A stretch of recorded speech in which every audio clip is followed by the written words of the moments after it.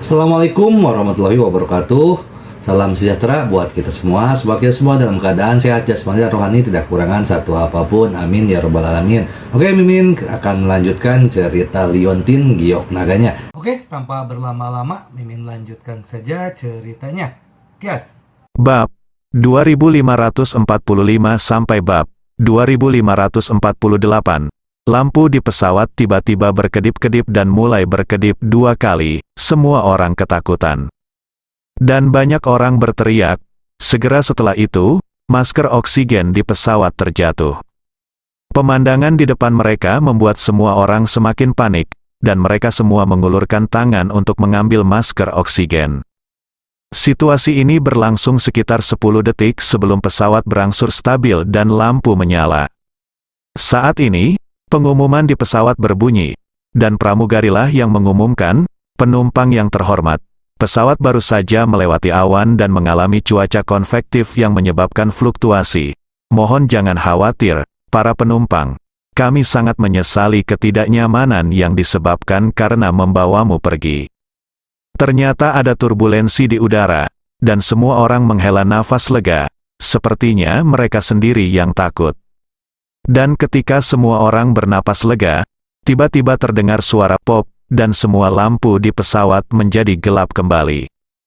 Dalam 2 detik, sebelum ada yang bereaksi, lampu di pesawat kembali menyala. Saat lampu di dalam pesawat menyala kembali, semua orang melihat sosok hitam tiba-tiba muncul di depan pesawat. Itu adalah benda hitam, dan seseorang secara samar-samar dikelilingi oleh gas hitam itu, dengan pendarahan dari semua lubangnya, dan kepalanya menunduk. Itu sangat menakutkan. Hantu, semua orang berteriak. Tiba-tiba, pesawat dipenuhi jeritan perempuan, tangisan anak-anak, teriakan, dan suara ketakutan. Dalam lingkungan seperti ini, orang yang paling berani pun akan merasa takut. Bahkan udara di dalamnya terasa beberapa derajat lebih dingin. Ye Chong mengerutkan kening. Saat dia ingin melihat lebih dekat, hantu itu tiba-tiba menghilang. Di dalam pesawat, keadaan tampak kembali normal. Itu berlangsung selama 1 menit penuh sebelum semua orang perlahan-lahan menjadi tenang. Apa yang sedang terjadi? Apa itu tadi? Mengerikan.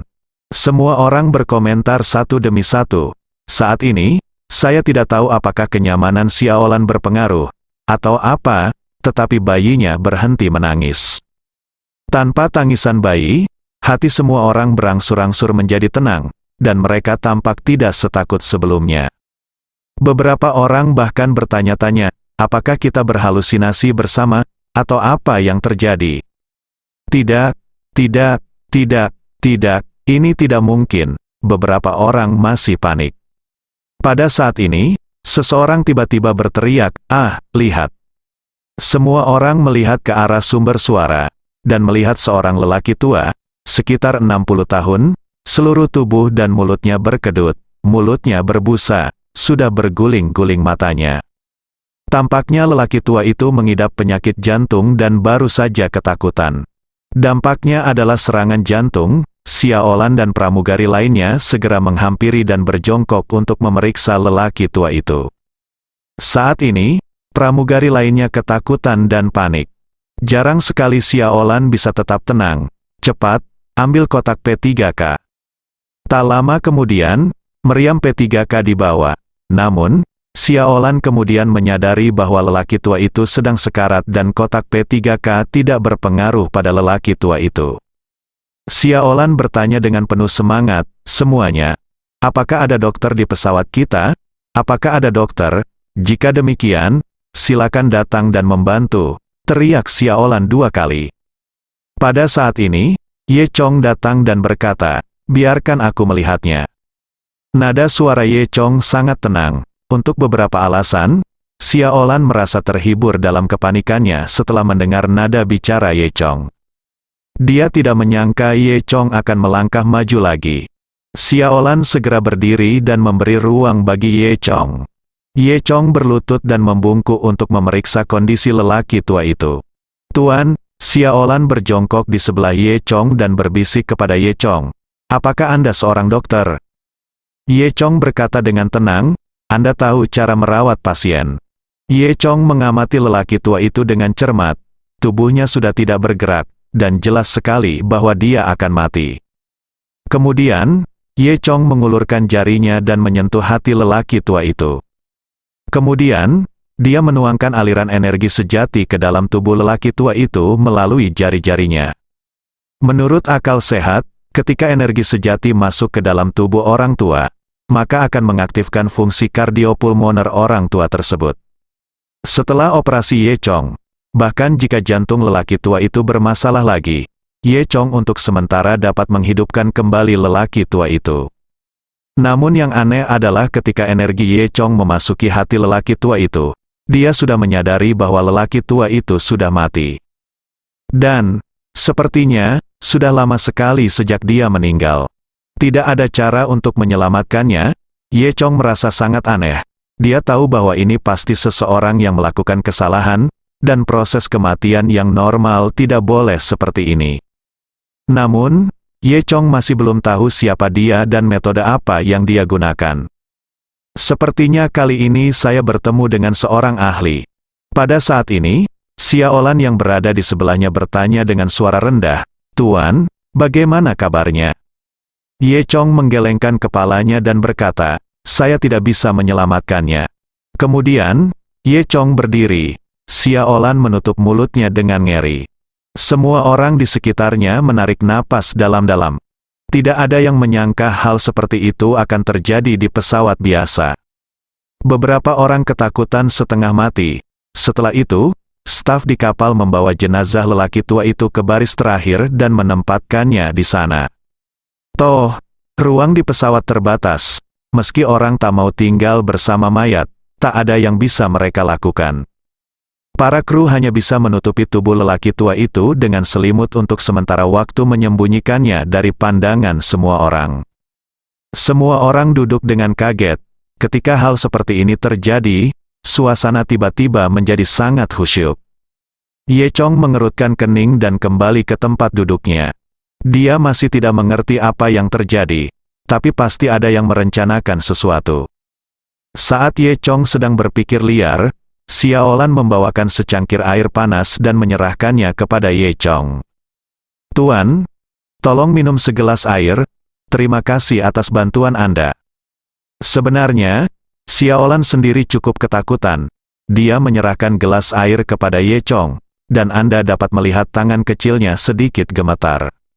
Ye Chong mengambil air panas dan berkata sambil tersenyum, "Jangan khawatir, tidak akan terjadi apa-apa." Xia Olan mengangguk malu-malu, "Tuan, Anda luar biasa." Ye Chong tersenyum sedikit dan berkata, "Bukan apa-apa." Zhou Qian di sebelahnya tampak tidak senang, seolah dia tidak tahan dengan sikap lembut Ye Chong terhadap Xia Olan. Dengan cara ini, pesawat terbang ke depan selama sekitar 1 jam dalam suasana yang khusyuk. Suasana hati semua orang perlahan menjadi tenang. Saat ini, seseorang tiba-tiba bangun untuk pergi ke toilet.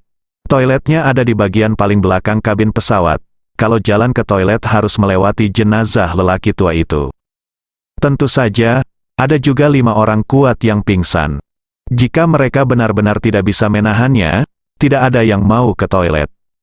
Kali ini, anak laki-laki yang benar-benar tersedak itu pergi ke toilet. Dan ketika dia baru mencapai baris terakhir, dia tidak bisa menahan diri untuk tidak melirik selimut yang menutupi tubuhnya. Lalu, wajahnya menjadi pucat karena ketakutan. Tubuhnya hilang, begitu celana pria itu panas, dia langsung pipis ketakutan. Dia tidak mempedulikan hal ini, dan langsung berteriak keras, "Ada hantu, mayatnya hilang." Suara ini penuh ketakutan, dan sama sekali tidak terdengar seperti suara yang bisa diteriakkan manusia. Ketika semua orang mendengar ini, mereka semua segera berbalik. Benar saja, mereka menemukan bahwa selimut yang semula menutupi tubuh kini telah mengempis. Hanya selimutnya yang tersisa, dan tubuh lelaki tua di bawahnya telah hilang. "Apakah ada yang memindahkannya?" Seseorang bertanya. "Siapa yang sakit parah hingga bisa memindahkan mayat?" "Iya, ini pasti hantu." Seorang pramugari mengangkat selimut, dan selimut di bawahnya memang kosong. Wajahnya menjadi pucat karena ketakutan, apa yang sebenarnya terjadi. Itu hantu, saya ingin turun dari pesawat, menakutkan sekali, teriak seseorang. Ada lagi keributan di antara orang-orang, dan pada saat itu, tiba-tiba terdengar suara, boom, boom, boom, di dalam pesawat. Di saat yang sama, lampu di dalam pesawat kembali berkedip. Lampu berkedip-kedip dan jeritan dingin terdengar, satu demi satu, yang sangat menegangkan. Dan pada saat ini, wanita yang baru saja dilihatnya, terbungkus energi hitam, muncul kembali. Kali ini, wanita itu justru berbicara dan mengeluarkan suara yang sangat menakutkan. Dia berteriak, "Saya ingin balas dendam, saya ingin balas dendam." Suara itu sangat tajam, seolah-olah itu adalah suara dari neraka, menusuk gendang telinga semua orang. Semua orang ketakutan setengah mati, dan banyak orang mengeluarkan jeritan yang menyayat hati, serta tangisan anak-anak, tetapi mereka tidak dapat menutupi suara yang keras tersebut. "Jika kalian tidak membantuku membalas dendam, aku akan membunuh kalian semua," hantu perempuan itu terus berteriak. Ye Chong mengerutkan kening. Mata Dewa Naganya melebar. Dia tidak melihat hantu perempuan itu, tetapi melihat orang-orang di kabin sekitarnya. Dia ingin mencari tahu siapa dalang di balik layar. Setelah beberapa detik, hantu perempuan itu menghilang dan pesawat kembali normal. Semua orang dengan jelas mendengar apa yang dikatakan hantu perempuan tadi. Semua orang ketakutan dan saling memandang, tidak tahu apa yang sedang terjadi. Siapa hantu perempuan ini? Bagaimana dia menangkapnya di pesawat untuk membalas dendam? Aku tahu, dia terbunuh, dan pembunuhnya ada di pesawat. Benar, siapa yang melakukannya? Cepat maju, dan jangan libatkan kami semuanya. Teriak semua orang, tapi tidak ada yang berdiri dan mengakui hal ini. Tidak ada yang tahu balas dendam seperti apa yang diinginkan hantu perempuan itu. Pada saat ini, celana ketat itu tiba-tiba menjerit. Satu orang lagi meninggal. Pada saat ini, semua orang melihat ke arah barisan di belakang. Sungguh mengejutkan saat mengetahui bahwa kelima pria yang terikat itu semuanya mati dalam sekejap. Terlebih lagi, pola kematian mereka sangat konsisten. Lidah mereka semua menjulur dan mata mereka menghadap keluar. Mereka jelas-jelas dicekik sampai mati. Dan Tait, yang duduk di sebelah mereka, jelas ketakutan. Orang-orang besar ini duduk di sebelahnya, dan dia sama sekali tidak menyadari bagaimana keringat besar ini hilang. Saat semua orang melihat pemandangan ini, mereka menjadi semakin ketakutan. Sepertinya apa yang dikatakan hantu perempuan tadi benar adanya. Jika kita tidak membalas dendam pada hantu perempuan ini, aku khawatir semua orang akan mati di sini. Namun pertanyaannya saat ini, siapa yang mengenal hantu perempuan ini? Semua orang membicarakannya, mencoba mencari petunjuk. Pada saat ini, seorang pria tiba-tiba berdiri di tengah kerumunan dan berkata, "Semuanya, tenang, saya seorang detektif swasta, Hachiro Maori. Kita harus tenang sekarang, banyak orang telah mendengar tentang keluarga Maori, yang sangat terkenal secara internasional keluarga detektif. Konon keluarga Mori memiliki seorang detektif yang bisa menyelesaikan kejahatan sambil tidur. Oleh karena itu, ketika semua orang mendengar ada detektif dari keluarga Maori, banyak orang yang merasa lega. Belakangan, Hachiro Mori berkata, "Semuanya, sebagai seorang detektif, saya tidak menyangka akan bertemu kekuatan supernatural hari ini. Meskipun saya tidak seharusnya mempercayai ini, saya tidak bisa tidak mempercayainya sekarang. Faktanya ada di depan mata kita, dan kita sekarang. Yang paling penting adalah mencari tahu siapa hantu perempuan yang ingin membalas dendam. Apakah kamu setuju?" Semua orang mengangguk setuju. "Oke. Apakah sekarang ada yang maju dan mengakui siapa pelakunya? Siapa yang membunuh hantu perempuan ini? Atau ada hubungannya dengan hantu perempuan ini?" tanya Hachiro Maori lagi. Semua orang menggelengkan kepala dan saling memandang, tetapi tidak ada yang berani mengakuinya. Mereka pun sempat meragukan kekuatan Hachiro Mori. Sepertinya level Mori kurang bagus, namun ia malah menanyakan pertanyaan seperti itu. Seorang pramugari di sebelahnya mengeluh, "Apa yang harus kita lakukan? kita tidak bisa menyelidikinya satu persatu, kan, kali ini? Maori Hachiro berkata, oke, pasti ada alasan hantu wanita ini naik ke pesawat ini. Kemudian, dia berbalik dan bertanya pada Xiaolan di sebelahnya, apakah pesawat ini pernah mengalami kecelakaan sebelumnya? Xiaolan menggelengkan kepalanya, wajahnya sangat pucat. Ini adalah penerbangan resmi pertamanya, jadi dia tidak tahu banyak tentang kejadian sebelumnya dengan pesawat ini. Saat ini, pramugari yang lebih tua berkata, saya tahu, pesawat ini pernah mengalami kecelakaan sebelumnya. Hachiro Mori dengan cepat bertanya, apa yang terjadi?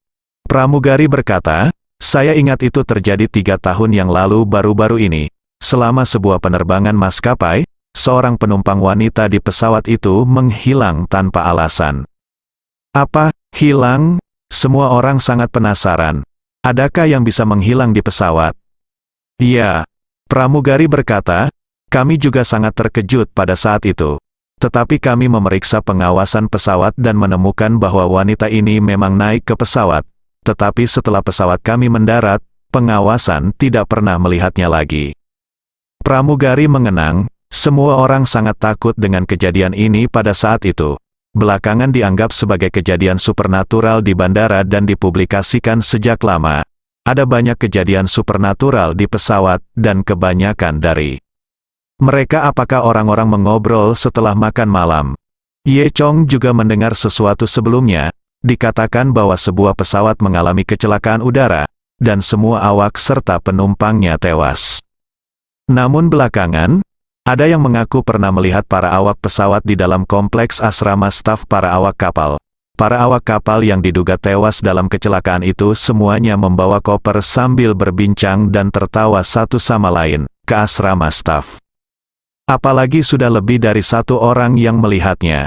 Ada banyak cerita seperti ini, dan kisah hilangnya wanita tersebut juga dianggap sebagai cerita yang aneh.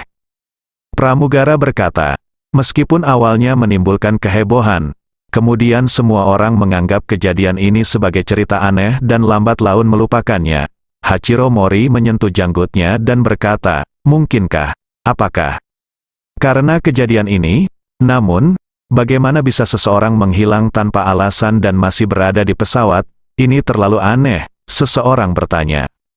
Iya, aneh sekali. Hachiro Mori mengusap dagunya dan berpikir. Pramugari melanjutkan, saya ingat waktu itu saya masih menjadi pramugari. Kebetulan saya sedang sakit, jadi saya tidak ikut penerbangan ini. Namun, saya dengar ada penggeledahan di dalam dan di luar pesawat, dan benar-benar tidak ada yang ditemukan, wanita yang hilang itu. Pada saat itu, anggota kru lainnya berkata, ya, saya juga memiliki kesan tentang masalah ini, saya masih menjadi pramugari trainee saat itu, saya membantu darat kru hari itu, dan kemudian saya mendengar tentang masalah ini. Sesuatu telah terjadi. Hachiro Mori berpikir sejenak dan berkata, sepertinya ini bukan legenda. Itu benar-benar terjadi, dan wanita itu pasti menghilang dalam penerbangan ini, jadi dia ingin membalas dendam. Tapi bagaimana dia bisa menghilang? Kita semua orang tidak tahu. Pada saat ini, Hachiro Mori tiba-tiba memikirkan sebuah poin penting. Kita perlu melihat di mana menyembunyikan barang-barang di pesawat-pesawatnya. Adalah begitu besar, sepertinya mustahil menyembunyikan sesuatu tanpa ketahuan, kata seseorang.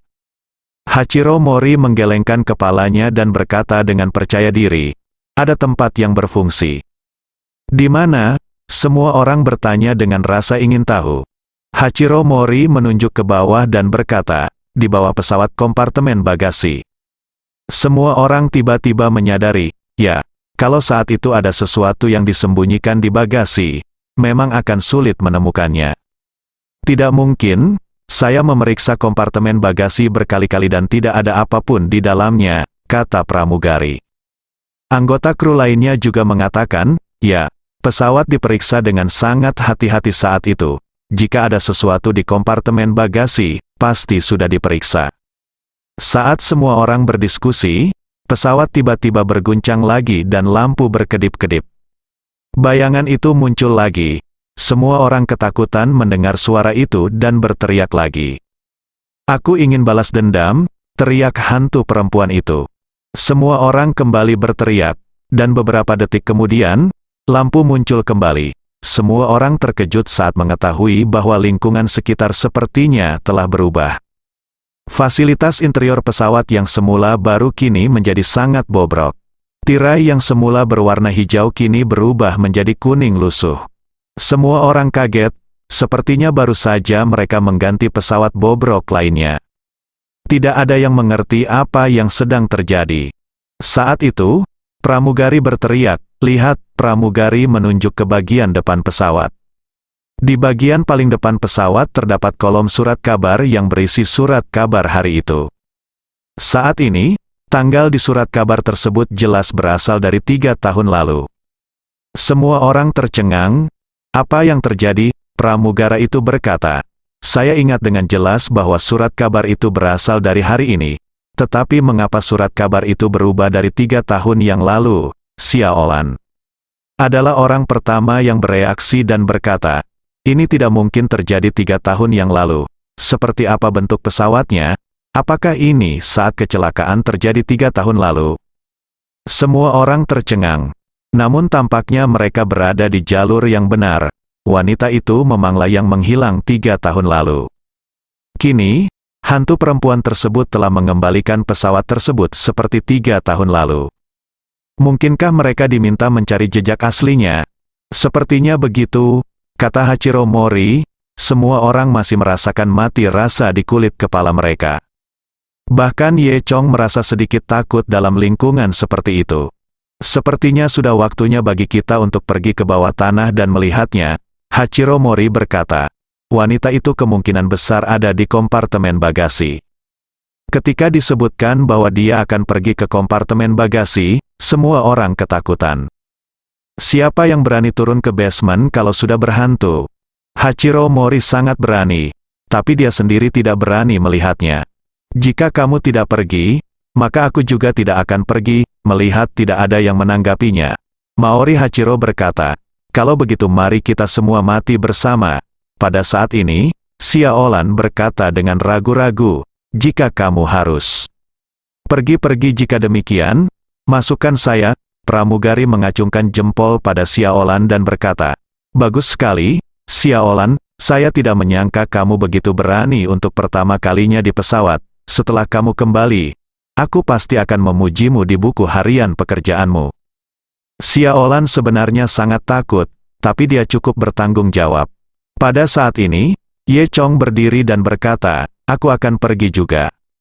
Awalnya Ye Chong terlalu malas untuk memperhatikan masalah ini. Dia tahu bahwa hantu perempuan bukanlah intinya, tetapi orang di baliknya. Namun, Ye Chong menganggap Xiaolan adalah orang yang baik dan khawatir dia akan berada dalam bahaya jika dia pergi, jadi dia memutuskan untuk mengikutinya. Sekarang 3 orang telah pergi, dan kekuatannya meningkat sedikit. Zhou Qian tidak tahu kenapa, tapi dia tiba-tiba berdiri, "Aku akan pergi juga." Dia merasa Ye Chong masih sangat kuat. Dia merasa jika bukan karena Ye Chong, sesuatu yang lebih besar mungkin akan terjadi. Saya harus mengatakan bahwa indera keenam Zhou Qian kali ini cukup akurat. Pada saat ini, Tite juga berdiri dan berkata, Aku pergi juga." Dia tidak lagi takut pada Ye Chong, dia bahkan lebih takut pada hantu di pesawat. Dia tahu bahwa Ye Chong adalah seorang master, jadi lebih baik mengikuti Ye Chong. Jadi, mereka berlima, Maori Hachiro, Xiaolan, Zhou Qian, Ye Chong, dan Tite, datang ke pintu jebakan pesawat bersama-sama. Pramugara menarik pegangan pintu jebakan, dan aliran udara dingin mengalir ke dalam. Pramugari memberitahu mereka, ini adalah kompartemen bagasi pesawat. Anda harus berhati-hati. Saat ini, tercium bau amis dan busuk di kompartemen bagasi, yang sepertinya sudah ditinggalkan bertahun-tahun. Sepertinya memang ada sesuatu di dalamnya, kata Hachiro Mori. Dia menelan ludahnya, mengetahui bahwa dia tidak akan berhasil dalam hal ini. Saat ini, dia sedikit putus asa. Ye Chong mengambil senter, melihat ke dalam, lalu memimpin dan berjalan ke bawah. Berikutnya adalah Xiaolan, lalu Zhou Qian, lalu Maori Hachiro, dan terakhir Tait, dan mereka semua turun. Ye Chong mengambil senter dan melihat sekeliling, dan menemukan bahwa seluruh kompartemen bagasi ditutupi jaring laba-laba. Ada debu tebal di kompartemen bagasi pesawat, dan sepertinya sudah ada di sana selama beberapa tahun. Ini benar-benar seperti 3 tahun lalu, Xiaolan berkata dengan suara gemetar. Faktanya, mata Dewa Naga Ye Chong bisa melihat dengan jelas di lingkungan gelap ini. Dia tidak membutuhkan senter, dia menyalakan senternya dan merawat yang lain. Daerah sekitarnya gelap, lembab, dan sangat menakutkan, tapi selain itu, tidak banyak yang lain. Semua orang bisa merasakan suasana suram di bawah. Zhou Qian buru-buru meraih lengan Xiaolan di sebelahnya, menyebabkan Xiaolan kesakitan. Tait juga ingin memanfaatkan situasi ini dan memeluk Zhou Qian dan Xiaolan. Alhasil, ia meraih lengan Hachiro Mori. Tait awalnya ingin menyingkirkan Hachiro Mori, tapi dia tidak tahu kalau detektif itu juga sangat ketakutan. Melihat seseorang meraihnya, dia meraih celana ketat itu seolah-olah sedang memegang sedotan penyelamat. Celana ketat tampak tak berdaya. Ye Chong berdiri di depan, dan di belakangnya, 4 orang saling berpelukan. Ye Chong mengangkat senter dan maju beberapa langkah. 4 orang di belakangnya mengikutinya dari dekat. Tiba-tiba terdengar bunyi klik, segera setelah itu, sebuah bungkusan jatuh ke tanah dengan suara berisik. Semua orang terkejut. Ye Chong mengerutkan kening, mengambil bungkusan itu dan melihatnya, dan terkejut menemukan ada darah di dalamnya. Apa ini? Teriak Xiaolan. Ketika Ye Chong membuka bungkusan itu, dia menemukan pisau tajam dan tali di dalamnya. Ada darah di pisau tajamnya, jadi itu jelas alat kejahatan. Pada saat ini, hembusan angin bertiup lagi, dan tubuh yang terbungkus bayangan hitam muncul kembali. Dia berteriak, "Saya ingin membalas dendam." Pada saat ini, Ye Chong diam-diam mengeluarkan jimat batu giok dan hendak menyerang. Meskipun kekuatannya pulih setelah istirahat malam, namun, pertempuran sebelumnya di lembah Senong masih menghabiskan sebagian besar kekuatannya. Ye Chong tidak tahu apakah dia bisa membunuh hantu perempuan ini sekarang. Tepat ketika Ye Chong sedang berpikir liar, hantu itu telah menghilang sebelum jimat giok itu dikalahkan. Hachiro Maori mengambil bungkusan itu dan berkata, "Sepertinya ini adalah bukti fisik yang penting, ayo naik." Saat dia mengatakan itu, beberapa orang dengan cepat memanjat dan melarikan diri dari sini. Pramugari dan beberapa awak pesawat sudah menunggu dengan cemas. Setelah Ye Chong dan yang lainnya naik, mereka memajang paket itu di depan semua orang. Hachiro Mori tampak penuh kemenangan dan berkata, "Ini seharusnya menjadi alat untuk melakukan kejahatan. Jika tebakanku benar, wanita itu ditipu ke dalam kompartemen bagasi dan kemudian dibunuh secara brutal. Bagasinya disembunyikan di dalam pesawat, di dalam kabin. Kalau begitu, setelah pesawat mendarat, orang tersebut langsung memindahkan jenazahnya. Ketika keluarga perempuan tersebut mengetahui bahwa perempuan tersebut hilang dan menelepon polisi, lalu kembali mencarinya, jenazah perempuan tersebut sudah dipindahkan." Maori analisis Hachiro. Setelah fakta kasus terungkap, semua orang merasa itu masuk akal. Tetapi siapa yang melakukan ini? Tanya pramugara. Semua orang melihat paket itu. Pramugari melanjutkan, "Sepertinya ini tas yang digunakan oleh staf internal kami." "Iya, betul. Tas yang kami bagikan semuanya seperti ini. Mungkinkah pembunuh ini adalah awak kapal kami?" tanya seseorang. Hachiro Mori mengangguk dan berkata, "Pasti, hanya kru yang bisa memiliki waktu seperti itu. Tapi siapa itu?" "Saat itu, saya belum pernah naik pesawat ini." "Ya, pesawat ini direnovasi. Setelah itu kejadiannya, pesawat itu dikandangkan untuk waktu yang lama, lalu direnovasi sebelum kembali beroperasi. Kita semua adalah pendatang baru dalam beberapa tahun terakhir." "Ya, sepertinya saya juga berpikir begitu sebelumnya. Saya belum pernah naik pesawat." "Ini sebelumnya," kata pramugari, "tak perlu dikatakan lagi. Xiaolan adalah pendatang baru. Pramugari dan awak lainnya juga baru disebutkan, dan tim yang baru dibentuk belum lama ini. Ada juga 2 pramugari yang berasal dari maskapai lain. Termasuk kapten kami, mereka semua baru. Belum pernah ada orang di pesawat ini sebelumnya, seorang anggota kru menganalisis. Tunggu, pada saat ini, pramugara tiba-tiba teringat sesuatu. Menamparkan keningnya dan berkata, saya ingat. Apa? Semua orang bertanya. Kapten, kata pramugari itu tak jelas. Sebelum kapten dipromosikan, dia adalah perwira pertama, dan saya ingat dengan jelas penerbangan itu. Perwira pertama Fang Haoming, perwira pertama penerbangan itu, dia adalah kapten kita hari ini, kata pramugari. Apa? Sulit? Mungkinkah dia? Semua orang tercengang. Oke. Sepertinya itu pasti kaptennya, Hachiro Mori berkata. Ayo kita cari dia dan tanyakan dengan jelas. Jika itu benar-benar dia, bawa dia keluar, dan kita semua akan diselamatkan dengan itu, semuanya. Pergi temukan kapten di kokpit. Sesampainya di depan pintu kokpit pesawat, pramugari membunyikan bel pintu dan berkata, Kapten, tolong buka pintunya, ada yang ingin kami sampaikan kepada Anda. Pada saat ini, Kapten juga menyadari apa yang telah terjadi. Dia mencibir di kokpit. Hei, ya, saya melakukan segalanya 3 tahun lalu, ketika saya menjadi kopilot, saya jatuh cinta dengan seorang gadis, mendapatkannya, dan kemudian menyembunyikannya di dalam saya membuat semuanya kompartemen bagasi pesawat, bagaimana?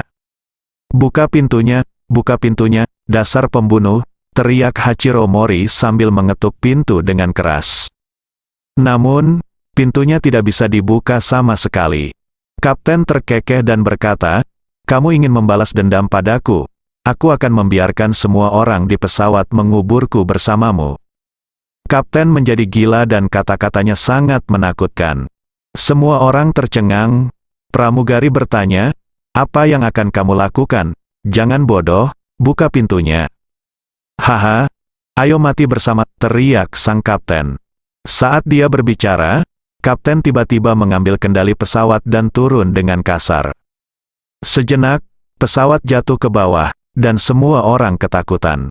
Saat pesawat turun dengan cepat, tekanan udara di dalam pesawat menjadi tidak seimbang, alarm di dalam pesawat tiba-tiba berbunyi, dan masker oksigen di pesawat bergoyang mengikuti pesawat. Semua orang merasakan perasaan tidak berbobot dan ketakutan. Mereka buru-buru meraih masker oksigen dan memasangnya di wajah mereka. Namun, pesawat turun terlalu cepat. Akibat gravitasi, banyak orang meninggal bahkan sebelum mereka sempat mengangkat tangan untuk mengambil masker oksigen. Sang kapten masih tertawa terbahak-bahak, kalian semua masuk neraka. Apa yang harus saya lakukan? Buka pintunya dengan cepat dan taklukkan kaptennya, teriak Hachiro Mori, wajahnya memerah. Xiaolan, Zhou Qian dan lainnya juga pingsan. Orang biasa seperti Hachiro Mori tidak bisa membuka pintu itu apapun yang terjadi. Semua orang panik, dan kabin pesawat dipenuhi berbagai macam jeritan. Pada saat yang sama, lampu di pesawat berkedip-kedip. Barang bawaan di dalam koper pun terjatuh sehingga menewaskan beberapa orang dan menimbulkan jeritan. Hantu perempuan itu tiba-tiba muncul dan ikut bersenang-senang sambil berteriak tanpa henti. Untuk sesaat, pesawat berada dalam kekacauan.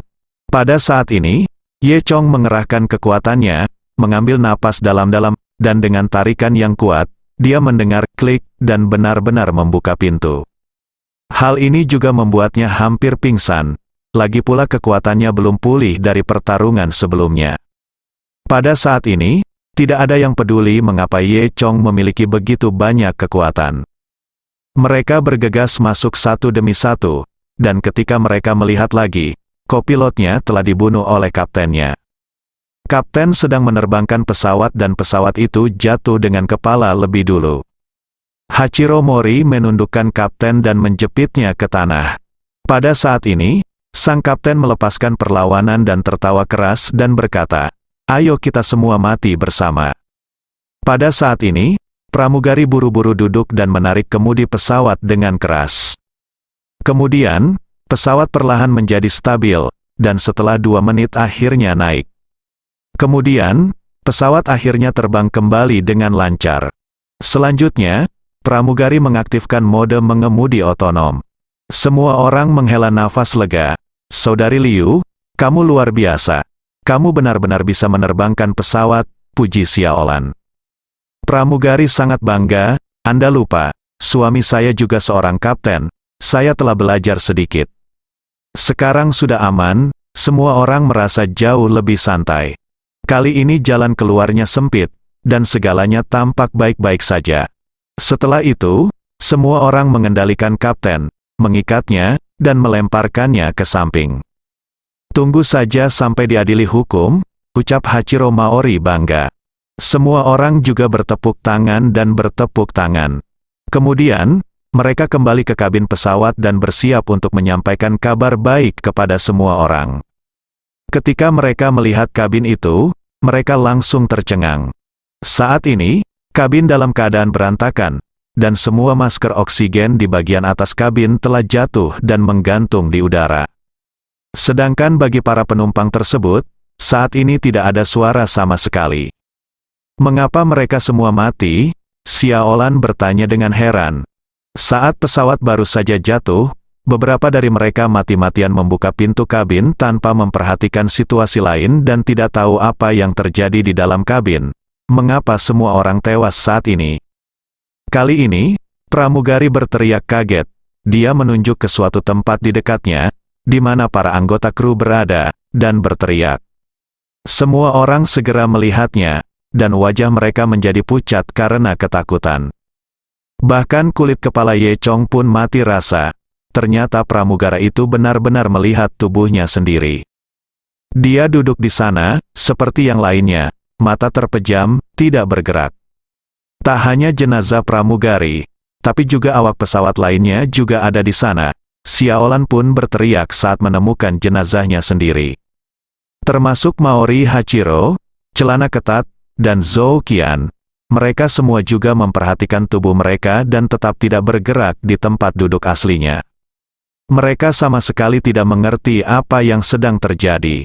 Pada saat ini, tidak ada seorang pun yang memiliki kekuatan untuk berteriak.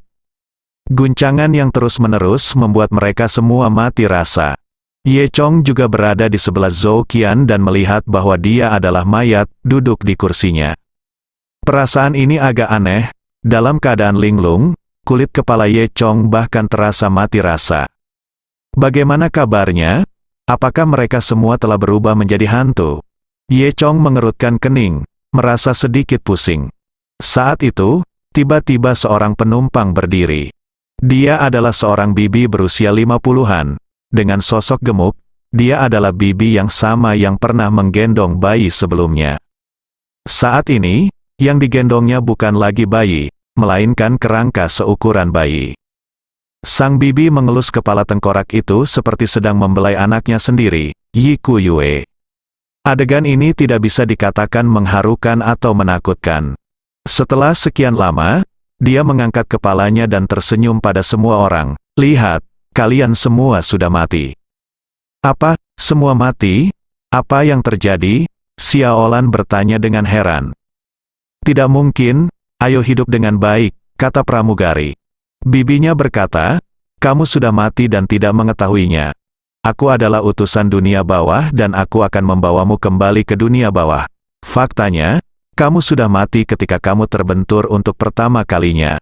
Semuanya merasa kulit kepala mereka mati rasa setelah mendengar ini. Ketika pesawat pertama kali mulai bergejolak, semua orang meninggal. Xiaolan bertanya tidak percaya. Benar. Turbulensi itu menyebabkan kekurangan oksigen di dalam pesawat. Sebelum kamu bisa memakai masker, semua orang meninggal. Bibi berkata, dan semua yang terjadi setelah itu dialami oleh kalian para hantu. Bukankah begitu? Aku tahu aku mati. Ini, semua orang masih tidak percaya. Bibinya melanjutkan, sekarang kamu sudah tahu segalanya, kamu bisa ikut denganku. Saat dia mengatakan itu, bibi itu menunjukkan senyuman sinis. Apakah ini benar? Tanya pramugara dalam keadaan terpuruk. Kenapa? Kamu masih tidak percaya? Kata bibi sambil mengelus tengkorak itu. Bersambung.